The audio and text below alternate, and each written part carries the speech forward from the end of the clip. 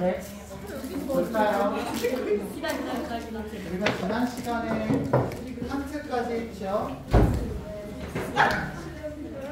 오늘은 공리주의 나갈 차례입니다.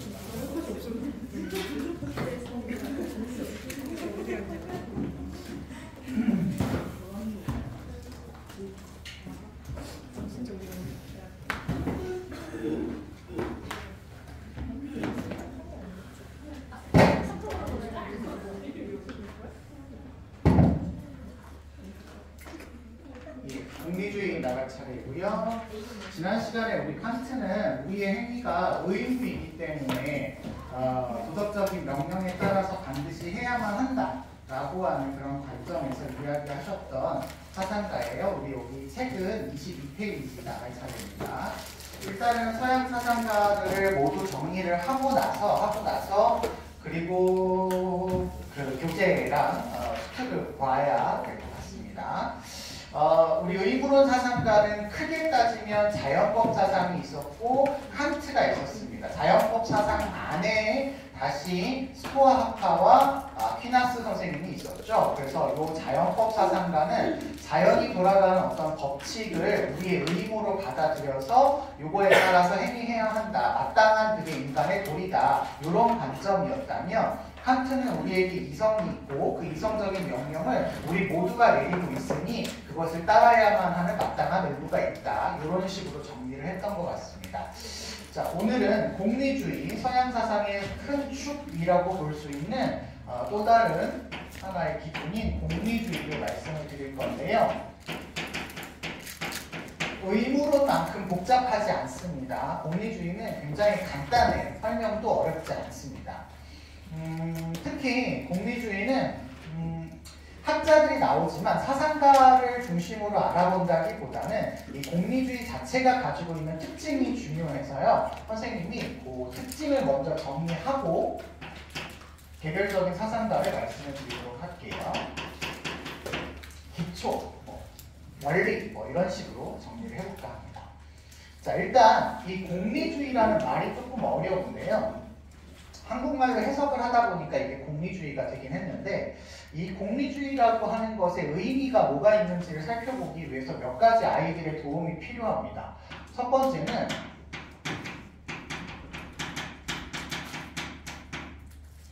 쾌락주의를 계승했다 라고 기억해 주세요.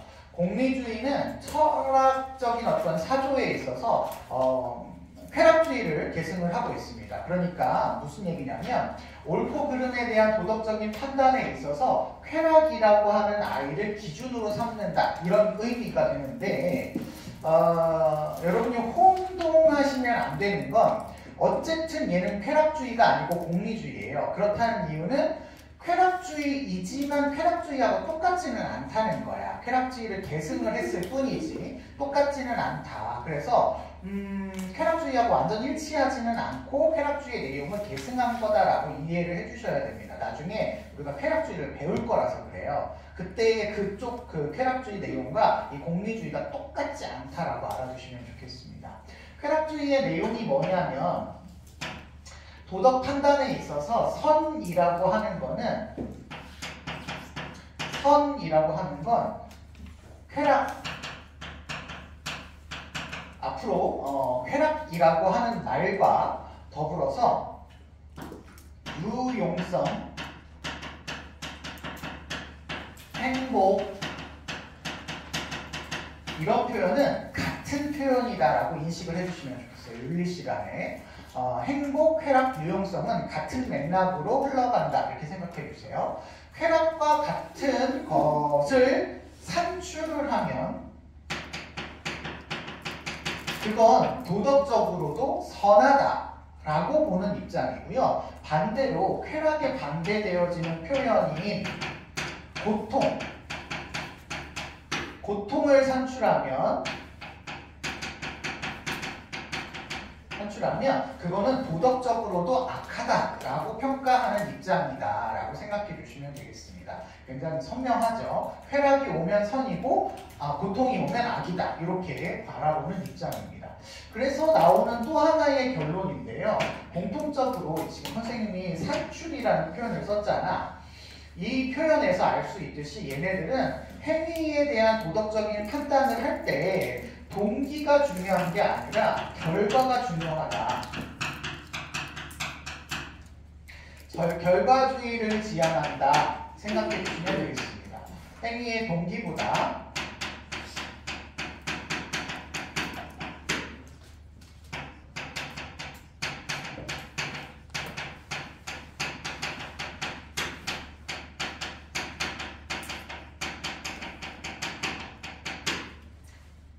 결과가 어떤 판단을 내릴 때 이게 도덕적이다, 안 도덕적이다를 이야기할 때 결과를 중요하게 여긴다. 동기는 중요하지 않다. 이렇게 보는 입장이에요. 그래서 이걸 조금 어려운 말로 뭐라고 설명하기도 하냐면요. 목적론적 윤리설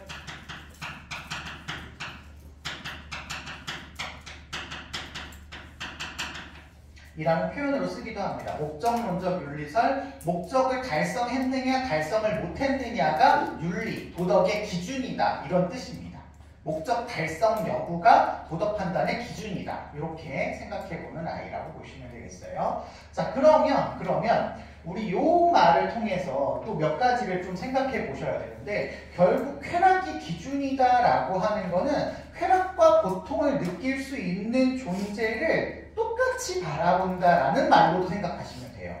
결국은 고통과 쾌락의 도덕 판단을 기준으로 삼는다라고 보니까 쾌락과 고통을 느낄 수 있는 존재들은 똑같은 도덕적 고려의 대상으로 들어가야 된다. 이런 얘기입니다. 이걸 선생님이 다르게 표현하면 두 가지로 표현할 수가 있는데 일단 첫 번째는 개인주의입니다.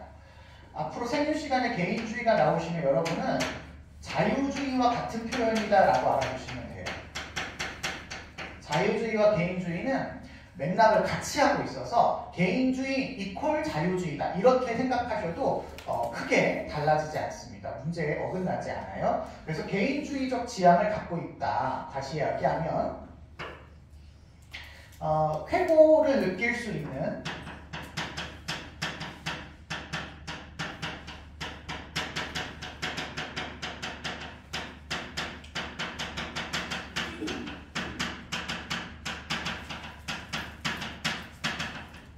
존재를 평등하게 고려해야 되기 때문에 개별적인 아이들이 모두 도덕 판단의 기준이 됩니다. 모두 도덕 판단의 기준이 돼요. 이걸 어려운 표현으로는 이렇게 쓰기도 해요. 이익관심을 지닌 주체.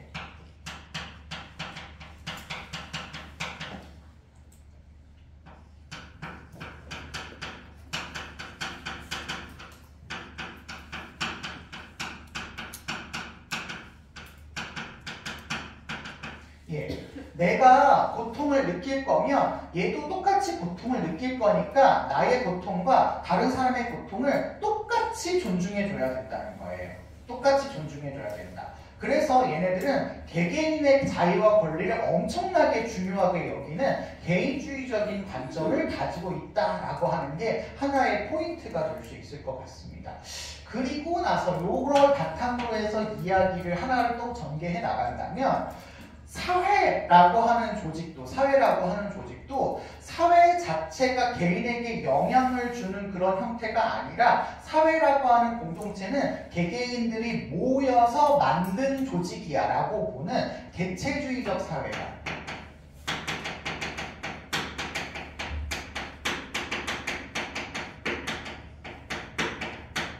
개체주의적 사회관을 지향한다 생각하시면 돼요. 요거 우리 사회문화 시간에 사회 명목론에 해당하는 겁니다. 명목론에 해당하는 걸로 개개인들의 총합이 사회다 이렇게 보는 거예요.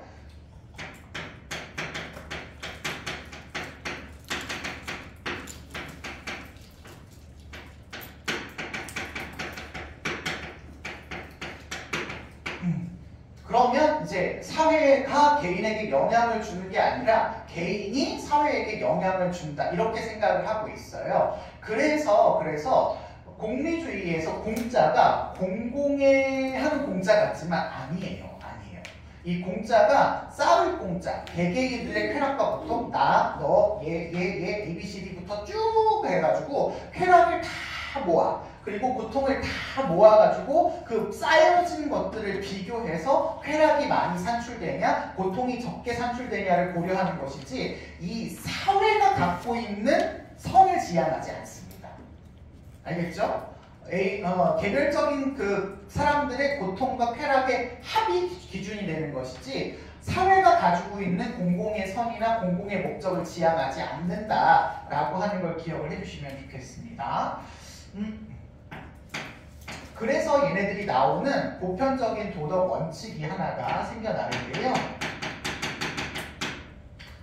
이거는 제가 다른 색깔을 좀 쓸게요. 똑같이 쓸 거지만.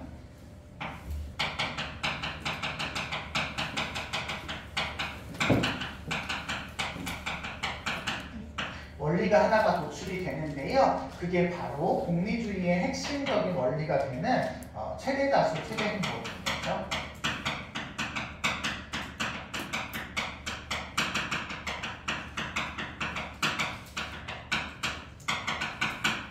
요게 산출되기만 하면 결과적으로 선한 거고 요게 지향되지 않으면 결과적으로 악한 거야 라고 보는 그런 관점을 가지고 있는 게 공리주의적 입장입니다. 그런데 여러분 요거 기억해 주세요. 보편적인 도덕 원리를 다른 말로 이야기하면 보편적인 도덕 규범이라고도 할 수 있죠. 우리 일단은 생각하셔야 돼. 보편적인 도덕 규범 그러면 얘는 규범이 있는 거예요? 없는 거예요? 있는 거죠. 그러면 이 공리주의 사상가는 무슨 윤리학에 들어가면 된다?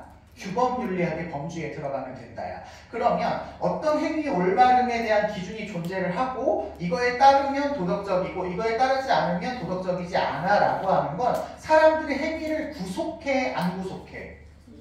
구속해야죠. 여기 따라서 하면 도덕적인 거고 여기 따라서 하지만 안 도덕적인 거야 라고 구속을 한다라는 건 사람들한테 이렇게 살으라고 얘기를 하는 거라는 거죠.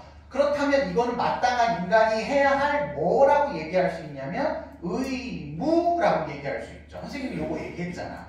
이웃을 위한 참다운 봉사자가 규범이야? 그러면 우리 소명여고 학생들한테는 요걸 기준으로 제시하고 있어서 여기에 마땅히 따라야 하는 당위성을 가진다, 의무성을 가진다 말씀드렸잖아요. 그러면 최대다수 최대 행복이 산출된다면 행위를 해야 돼요? 안 해도 돼요? 해도 되고 안 해도 돼요?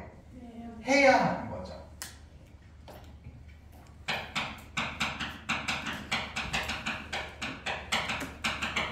이거 도덕적인 의무예요. 하지만 얘를 의무론자라고 하지 않습니다. 왜냐하면 의무기 때문에 해야 되는 게 아니기 때문에 그렇죠. 그냥 최대다수 최대 행복이 산출되니까 그걸 하라는 거야. 그렇단 얘기는 이 아이는 도덕적 명령에 있어서 무조건 너에게 부여된 의무니까 따라서 해가 아니라 최대다수 최대 행복이 산출되면 하고 최대다수 최대 행복이 산출되지 않으면 안 하고 이렇게 조건에 따라서 달라질 수 있는 명령을 내린다는 거야. 우리가 이걸 무슨 명령이라고 하냐면 그렇죠. 정언 명령에 반대되는 가언 명령의 형태다. 이렇게 얘기할 수 있는 거죠.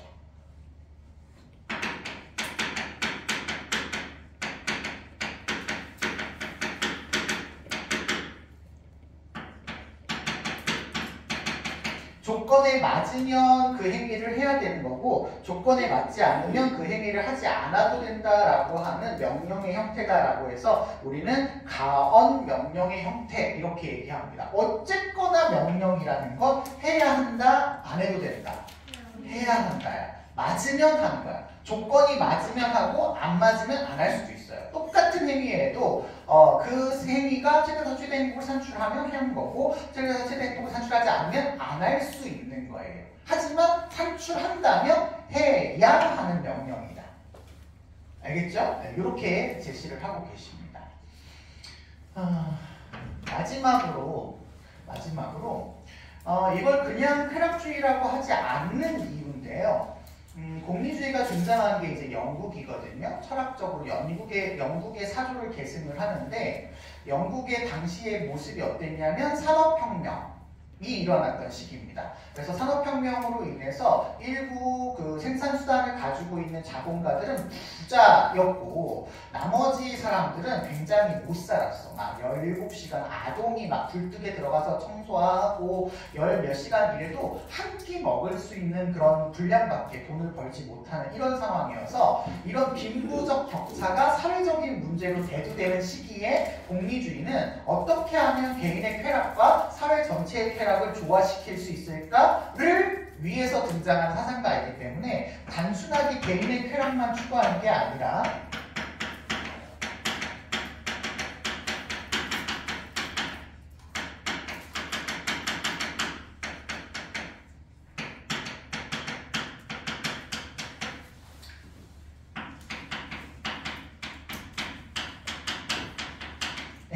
사회 전체의 쾌락을 조화시키려고 해서 예전에 이 사상을 우리는 공리주의 사상이다라고 이야기를 하고 있는 겁니다. 아셨죠? 자, 선생님이 여기다 필기는 안 할 건데요. 한 가지만 더 기억해 주세요. 공리주의에서 옳다 그르다를 판단하는 유일한 기준은 제가 유일하다고 표현합니다. 옳다 그르다라는 것을 판단할 수 있는 유일한 기준은 뭘 느끼냐 못 느끼냐예요?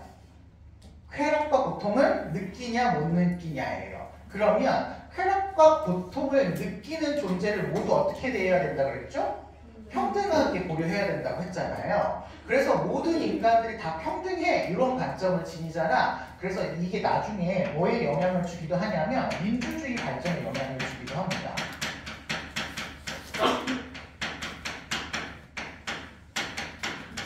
민주주의에서 가장 중요한 원리가 뭐라고 하냐면 다수결이죠.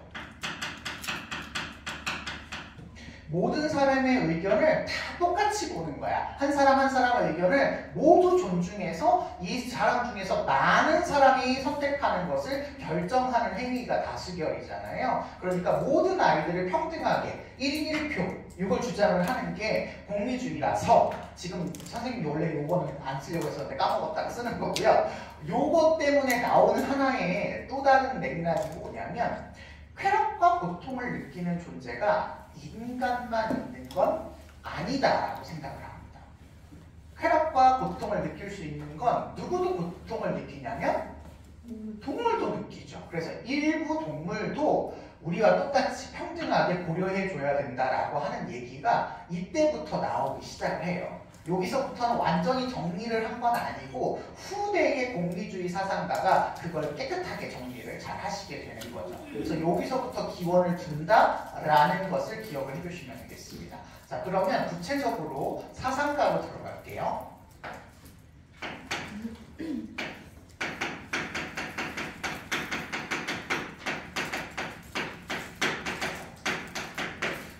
시기적으로 좀 구분을 하기 위해서 처음에 등장했었던 공리주의를 고전적 공리주의라고 명칭을 하겠습니다.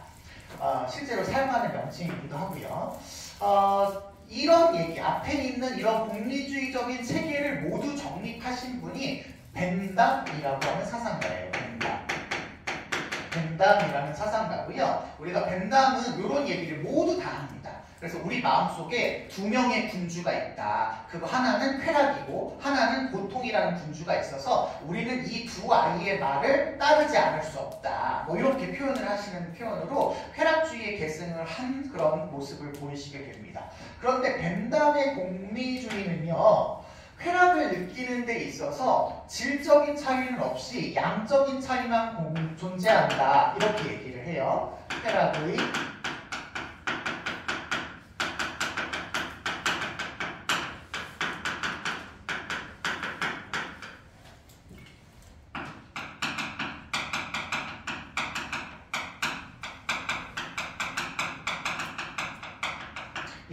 쾌락은 그냥 다 똑같대요. 아주 기본적인 맥락이에요. 모든 사람이 느끼는 쾌락에 질적인 차이가 없대. 똑똑한 사람이 느끼는 쾌락, 뭐 훌륭한 사람이 느끼는 쾌락, 저기 살인 강도를 저지른 사람이 느끼는 쾌락, 걔네들이 느끼는 고통 다 똑같답니다. 다 똑같대요. 질적인 차이가 없으니까 오로지 무슨 차이만 존재하냐면 양적인 차이만 존재한다. 그러니까 얘도 한 표, 나도 한 표, 쟤도 한 표, 모두가 한 표가 되는 거예요. 아셨죠? 그래서 얘가 이 얘기를 하는 겁니다. 최대 다수의 최대 행복.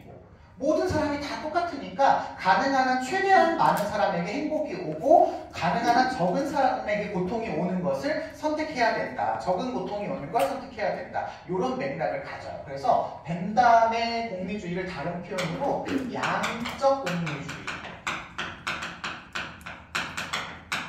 라고 설명을 합니다. 양적 공리주의라고 설명을 합니다. 그렇기 때문에 벤담은 굉장히 선명한 객관적인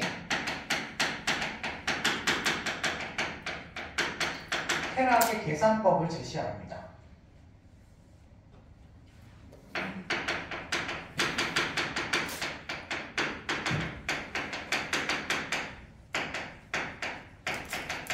근데 그 계산법이 7가지 종류가 있거든요.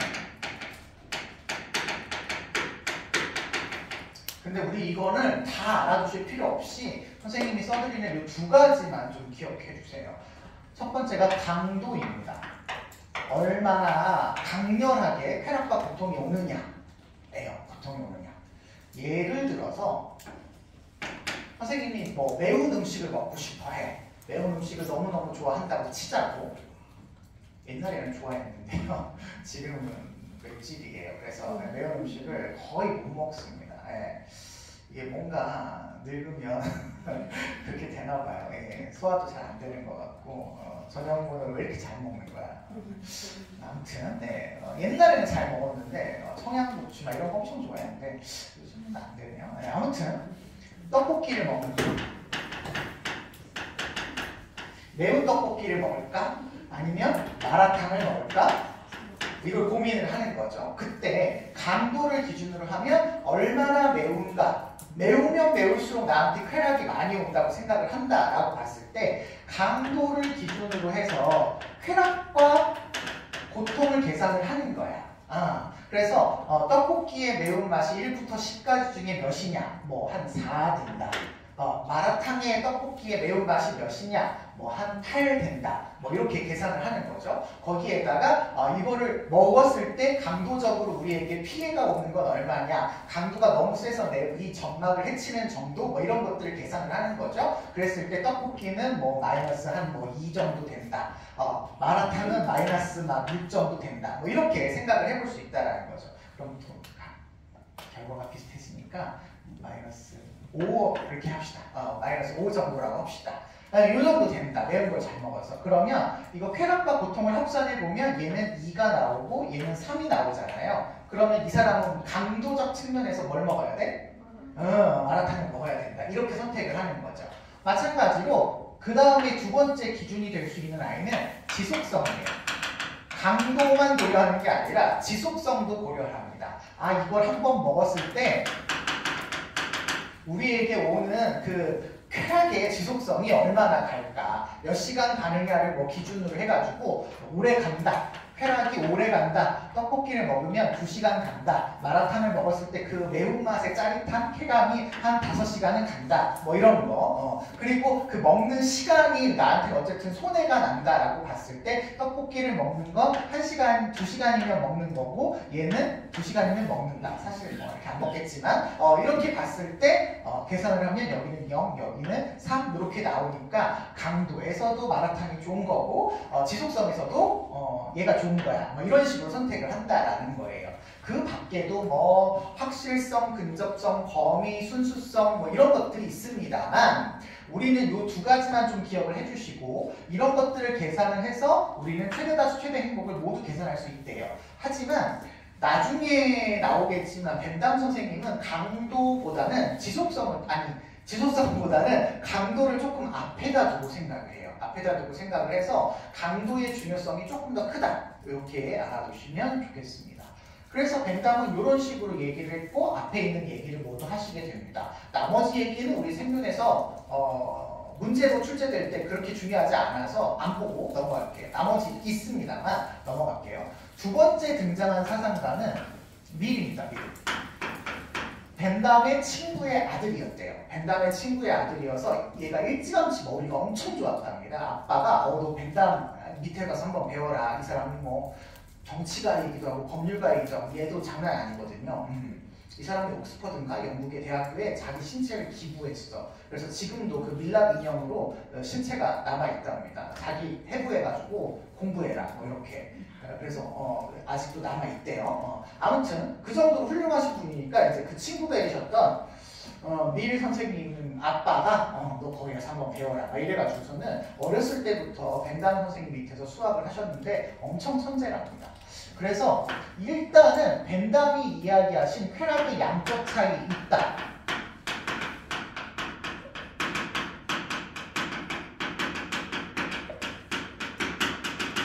인정을 하세요. 인정을 하세요. 이거 놓치면 안 됩니다. 이거 인정을 하고 있지만 동시에 밀은 아닌데 나는 먹는 거 이런 거 별로 관심 없는데 먹어서 쾌락이 오는 거는 정말 미미하고 아무렇지도 않대. 근데 자기는 독서 한 번 했을 때 그 독서에서 오는 쾌락이 너무 크대. 그렇죠. 우리는 이해할 수 없는 단계에 있는 사람이에요. 예. 그래서 이 사람은 쾌락에도 질적인 차이가 있구나.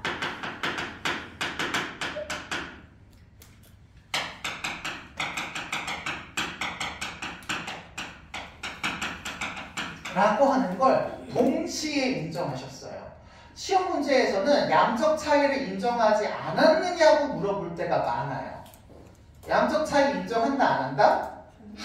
한다. 하지만 질적 차이도 인정한다예요. 그래서 밀을 우리는 질적 공리주의라고 부르기는 하지만 양적인 차이를 고려하지 않지 않는다. 고려한다 라고 꼭 기억을 해주시고 만약에 양적 차이와 질적인 차이가 났을 때 뭐가 더 중요해요? 라고 물어본다면 그때는 미리 뭐라고 얘기해야 되냐면 질적 차이가 더 중요하다 이렇게 얘기하셔야 돼요. 그래서 이런 표현을 쓰죠. 저급한 소량의 쾌락보다 아니죠? 저급한 다량이어야죠. 다량의 쾌락보다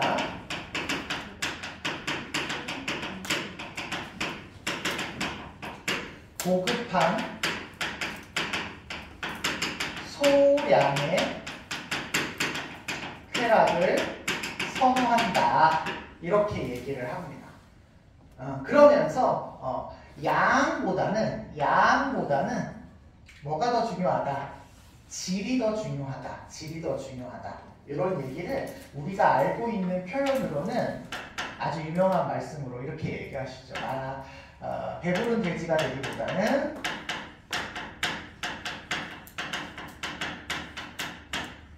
배고픈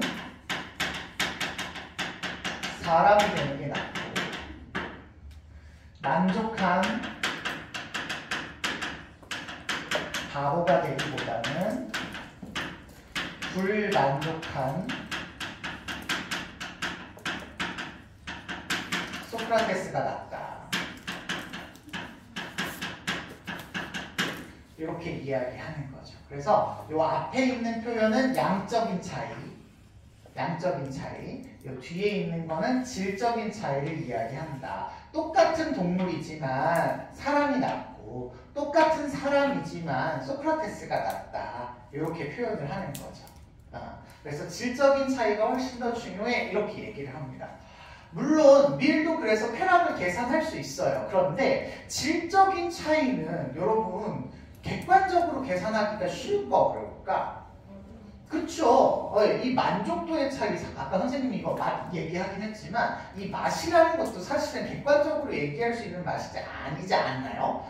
우리 맵기 정도 막 나온 거 이렇게 있는데 막 어떤 아이는 4인데도 너무 매워서 못 먹는데 어떤 아이는 막 7인데 하나도 안 매운데 뭐 이럴 수도 있잖아요. 그러니까 이게 질적인 차이를 이야기하다 보면 객관적으로 계산하는 것이 쉽지 않게 돼요. 하지만 계산을 할 수 있다고 봐요. 그래서 밀 선생님이 뭘 강조하시냐면 그걸 차이를 계산할 수 있는 주체적인 개인을 강조하십니다. 이거는 개인만 알 수 있다는 거예요. 도덕적인 판단의 기준이 오로지 개인이 질적인 차이를 이해할 수 있기 때문에 개인의 자유와 권리를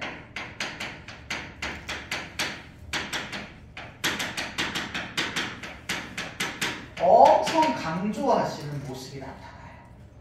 개인만 알 수 있으니까. 개인만 알 수 있으니까. 그래서 다른 사람에게 피해를 주지 않는 한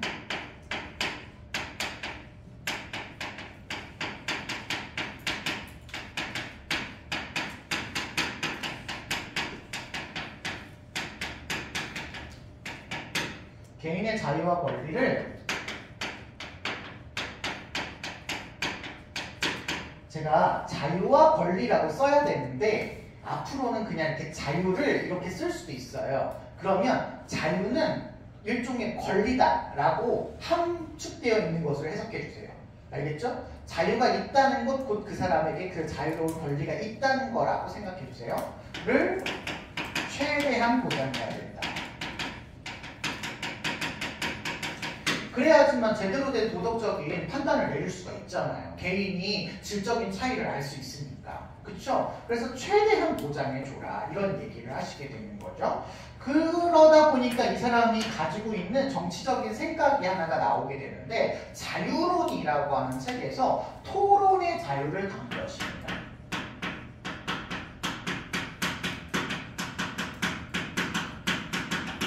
토론을 자유롭게 할 수 있도록 허락해라. 뭐 이상한 소리를 하더라도 그 사람도 하나의 권리를 가진 동등한 존재로서 인정을 해줘라. 얘가 이상한 소리가 하더라도 그 한 사람의 이야기가 못하게 막으면 안 된다. 그 사람의 권리를 침해하는 거다. 이렇게 보는 거죠. 그걸 두 가지 이유에서 이렇게 설명을 해요.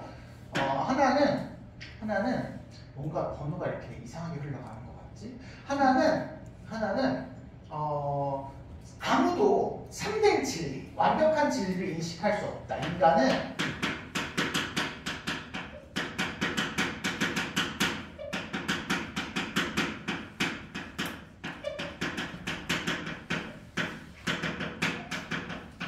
누구도 객관적인 완전한 알에 도달하기가 어려워. 이거는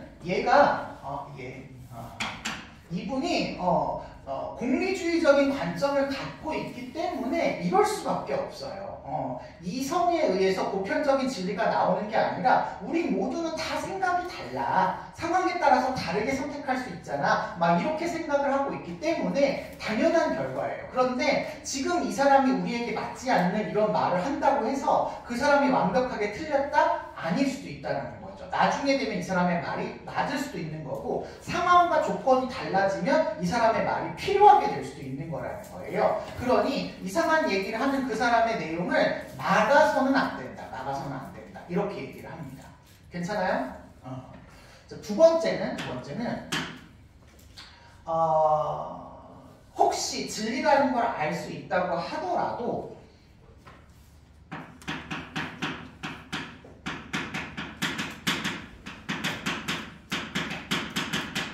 이 사람이 이상한 얘기를 하고 있기 때문에 나는 제대로 된 얘기를 하고 있는 거야 라는 걸 증명할 수 있대요.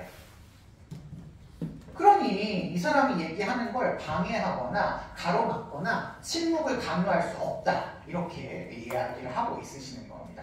여기 우리 1단원에서 나왔던 성찰과 토론 여기에 내용이에요. 아셨죠? 보시면 되겠고요. 두 번째 또 강조하시는 게 있으신데요. 밀 선생님이 그 개인의 자유와 권리를 강조하다 보니까 나타나는 정치적인 맥락은 바로 여성의 인권을 강조하는 겁니다.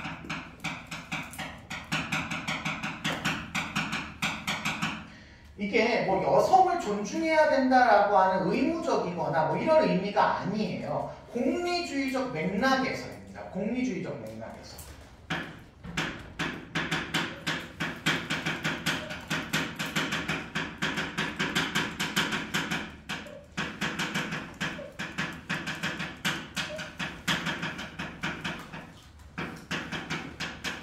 아니 최대 다수의 최대 행복이 기준이라며.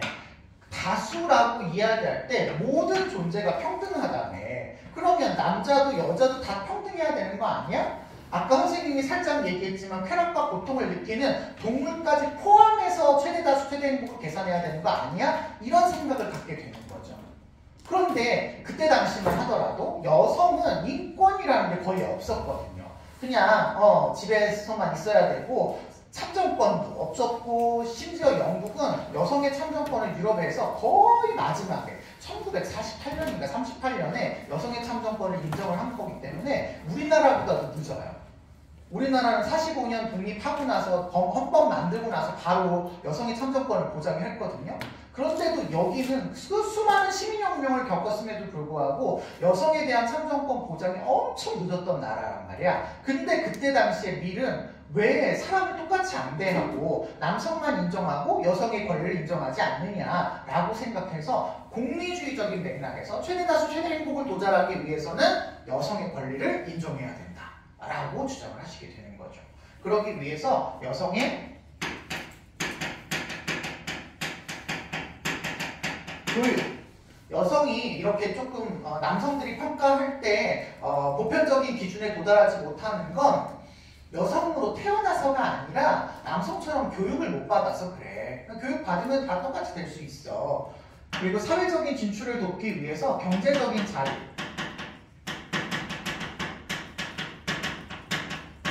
이런 것들을 지원해 줄 것을 강조하고, 그래서 전반적인 사회 전체적인 행복을 증진하는데 여성의 권리를 강조하시게 되는 모습을 보이시게 된다.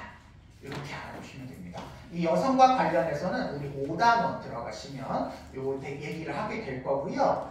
그때 미리 나오게 될 텐데 그때는 간략하게 미리 얘기했다라는 정도만 보고 넘어갈 거니까 여기를 잘 알아두세요.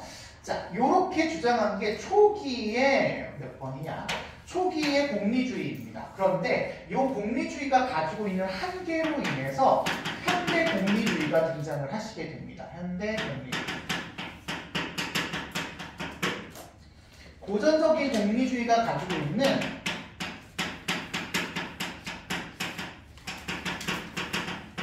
한계가 있습니다. 한계가 있어요. 얘네들이 동기는 중요하지 않고 결과만 중요해. 그래서 트롤리의 딜레마가 나오게 되죠. 마이클 샌들의 책이나 뭐 TV에서도 많이 나오죠. 트롤리의 딜레마. 트롤리, 그러니까 기차가 고장이 났어. 고장이 나가지고 얘가 막 역으로 돌진을 해. 시속 뭐 몇 킬로미터 돌진을 해가지고 이걸 그대로 놔두게 되면 이쪽에 있는 사람들, 제가 숫자는 잘 기억이 안 나지만 뭐 극단적인 표현을 써서 1000명에 있는 사람들이 죽는다고 합시다. 그런데 여기 앞에서 일하는 인부들이 있는데 그 인부들이 기차의 방향을 틀어서 이쪽으로 틀면 이쪽에 공사하고 있는 5명만 죽는데요. 그럴 때 공리주의의 선택은 무슨 다수의 무슨 행복?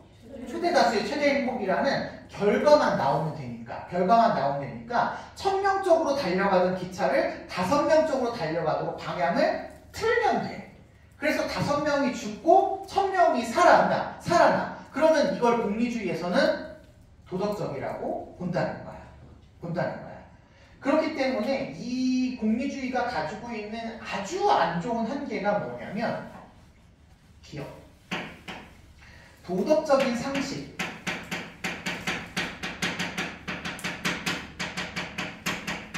습관에 벗어난 행위를 선하다고 얘기를 해요. 결국은 어쨌든 사람을 5명을 뭐 하는 거예요? 죽인 거잖아. 그런데도 잘했대. 아우 잘했대. 막 이런 식이야.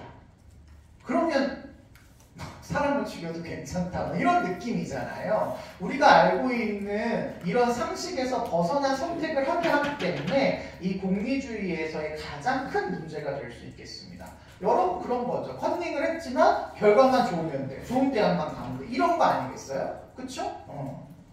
컨닝을 했을 때 나한테 피해가 오는 것보다는 내가 지금 여러 해 지탄을 받고 학교에서 징계를 받고 이런 것보다는 대학만 잘 가면 돼. 이런 결론에 도달하기 때문에 이런 도덕적인 상식에 어긋난 행위를 마구마구 허용할 수가 있어요. 그래서 이 굉장히 안 좋고요. 두 번째로는 벤담도 그렇고 밀도 그렇고 이거 언제 먹어? 7가지 계산 다 해서? 이거 언제 먹어요? 먹기 너무 힘들죠.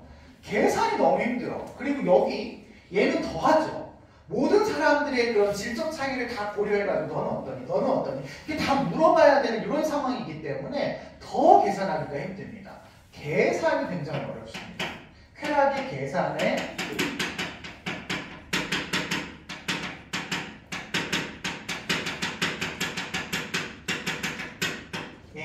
난해하다라고 하는 문제점이 있었어요. 그래서 이걸 조금 해결하기 위해서 등장한 게 이제 현대 공리주의라고 보시면 좋을 것 같고요. 현대 공리주의가 여러 개가 있지만 그 중에서도 규칙 공리주의라고 하는 아이를 좀 살펴보려고 합니다.